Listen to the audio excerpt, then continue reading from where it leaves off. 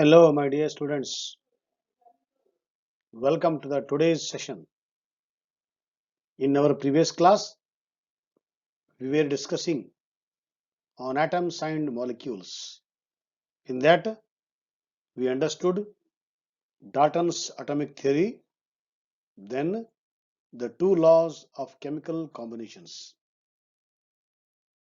After understanding the two laws of chemical combinations, now in the today's session, we are going to discuss and understand atoms and molecules. Atoms and molecules already we understood on the first day of this chapter that they are the fundamental particles of matter. Atom in a proper combination becomes a molecule, and in molecule, if the combining atoms are same, it is called molecule of an element, and if the combining atoms are different, it's called molecule of a compound. But atoms and molecules are the two important building blocks of a matter. So this was our conclusion. Now, when atoms and molecules are ready, now our next question is they will combine. Combination is the nature of the rule. Why we see variety in the nature? This is one of the postulates of Dalton's atomic theory. We see variety, complexity in nature because of what? Different types of combinations of atoms and molecules. So because we see variety,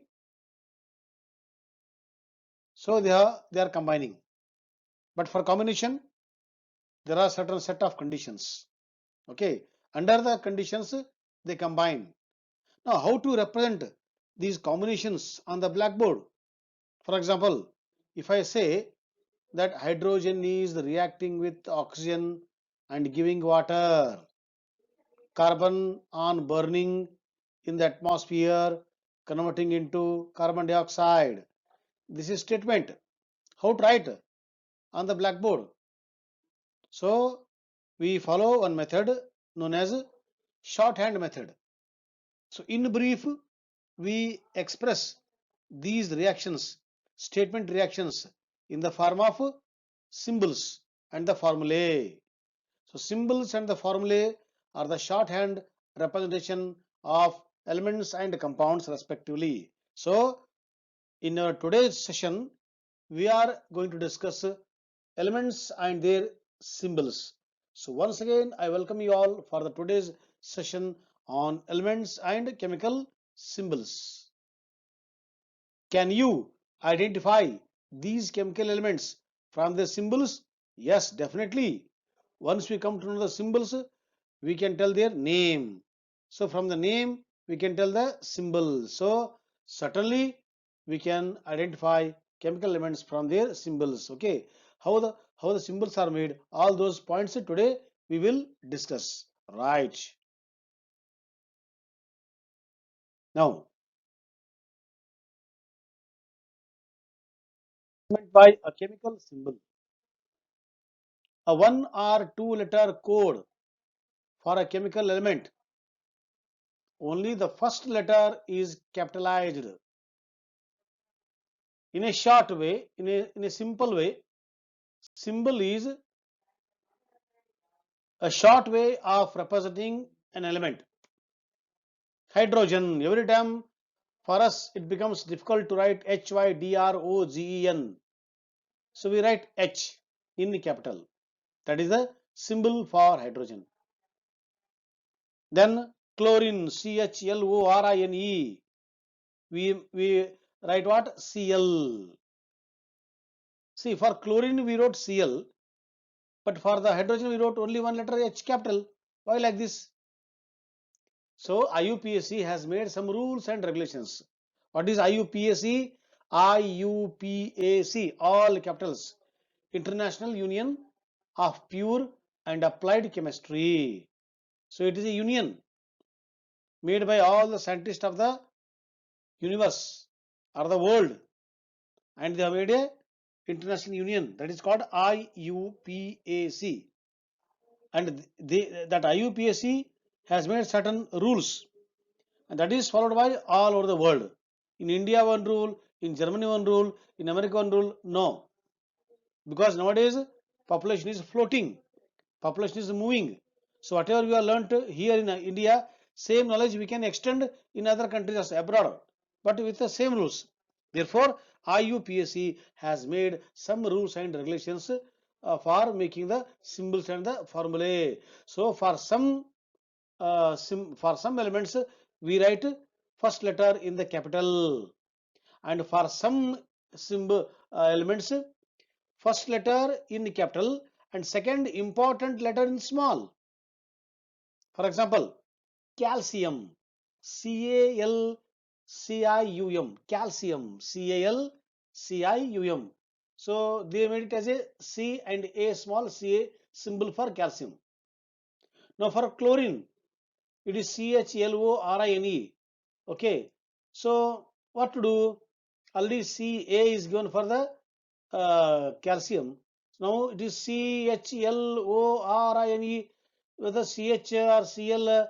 So they thought chlorine, L comes, So that's why they have taken L is the most important second letter for the chlorine symbol. So we will make for chlorine Cl.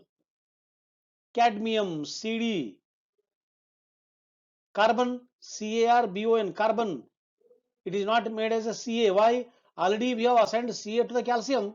So once we assign the Ca to the calcium, we can't use the same symbol for the carbon. So carbon, for carbon only one letter C.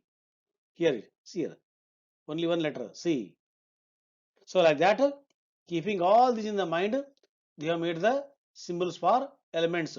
So rule number 1, for some elements, first letter in capital. Rule number 2, for some elements, first letter in capital and second important letter in small. And third rule says that for some elements, they have taken from the origin, that is from the Latin literature. So Latin literature is the oldest literature. So earlier science was developed in that Latin area. So from that Latin names, today we derive symbols. Okay, so keeping their work, so to respect their work, we are still using Latin names, and from the Latin names we make the symbols. So there are 3 rules. Rule number 1, once again I am repeating, first letter in the capital. Rule number 2, first letter in the capital, second important in the small. And third rule, Latin names are taken for some elements, and from Latin names symbols are made. Let us see. First letter in capital, hydrogen H, fluorine F. First letter in capital, second important in the small, lithium Li, aluminum Al, helium He. And for some, we have taken the Latin name lead, not as Le or Le or Ld. For lead, the Latin name is plumbum, Pb. So from the Latin name, Pb is taken. Gold. Okay, Latin name for gold is Arum, Aurum. So Au. So this symbol is made from the Latin name. For silver, Argentum. Okay, Az. So like that, from the Latin name, symbols are made. This is according to rule number 3. So rule number 1, rule number 2, rule number 3. This is also rule number 1 only. So these are rule number 1, rule number 2, rule number 3. First letter in capital, hydrogen, oxygen, nitrogen, carbon, iodine, phosphorus, sulfur, boron, vanadium, fluorine. Some I wrote, some you just try, okay, in the free time. See, this is the example I have taken as per the rule number 3. That is Latin name. For antimony, symbol is Sb. Why Sb? This is taken from the Latin name stibnum, Sb. For copper, cuprum, Cu. For gold, Arrum, Au. Iron, ferrum, Fe. Lead, plumbum, Pb. For mercury, hydrargyrum, Hg. And for potassium, kalium, K. For silver, argentum, Ag. For sodium, natrium, Na. For tin, stannum, Sn. So this is according to the rule number 3. This is the big list of elements. First 60 I have given to you, but for your syllabus only up to first 20 is there. So you can practice these 20 knowledge point and the exam point. So this area you practice in the free time. Okay, now you have free time, no? So you make a one small paper and in that you keep practicing. So it will not come in just one day. Practice makes man perfect. Okay, so like that, keep observing, keep glancing over this list. I think after a few days automatically you will be perfect with the symbols. Okay, so this is compulsory. These two left to you for your practice. Okay, so these are chemical elements and their symbol for the first 60. Actually 92 are there, but all 92 are not there for you. So you practice this 60, it is enough up to 12th class, enough it is. Okay, so with this we will conclude today's session on the elements and the symbol, and tomorrow we will go to some other small topic. So thank you for being with me for the today's session on how to go for symbols as per the 3 rules. Okay, thank you my dear students. Keep smiling.